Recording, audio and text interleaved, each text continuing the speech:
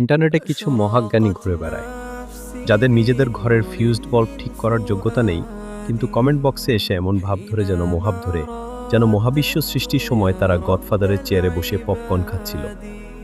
হ্যাঁ প্রিয় দর্শক, আজ কথা হবে আমাদের অতি স্মার্ট অনলাইন নাস্তিকদের নিয়ে। এনাদের বিদ্যার দৌড় হচ্ছে ইউটিউবের দুটো পপ সায়েন্সের ভিডিও আর উইকিপিডিয়ার দুটো লাইন কপি পেস্ট করা। সকালবেলা আয়নায় নিজের উস্কো খুস্কো চুল দেখে এনাদের মনে হয়, আহা, আমি তো বানরের খাঁটি বংশধর, আমার এত বুদ্ধির কি দরকার। সবচেয়ে বড় তামাশা কি জানেন? তারা স্রষ্টার অস্তিত্বে বিশ্বাস করে না, অথচ দিনরাত 24 ঘন্টা স্রষ্টাকে গালি না দিলে তাদের পেটের ভাত হজম হয় না। যে জিনিসের অস্তিত্বই আপনার কাছে নেই, সেটা নিয়ে আপনার এত চুলকানি কেন ভাই? বিজ্ঞানকে আপনারা প্রগতির হাতিয়ার বানাননি, বানিয়েছেন নিজেদের ফ্রাস্ট্রেশন ঝাড়ার সস্তা দেওয়াল। এনারা লজিকের বুলি আওড়ায়। একটা ভাঙা ইট রাস্তায় পড়ে থাকলেও আমরা বুঝি কেউ একজন ওটা ওখানে ফেলেছে।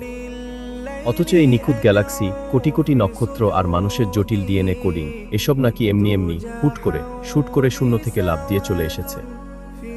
এদের যুক্তি কেমন জানেন? আমি যেহেতু আমার ঘরের জানালা দিয়ে ডাইনোসর দেখতে পাচ্ছি না, তার মানে পৃথিবীতে কোনোদিন ডাইনোসর ছিলই না। এর চেয়ে সস্তা এবং দেউলিয়া মানসিকতা আর কি হতে পারে?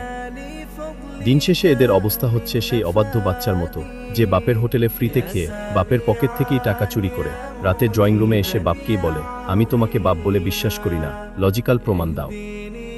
প্রিয় দর্শক, এই সব জান্তা শমশেরদের উদ্দেশ্যে আপনার কি মতামত?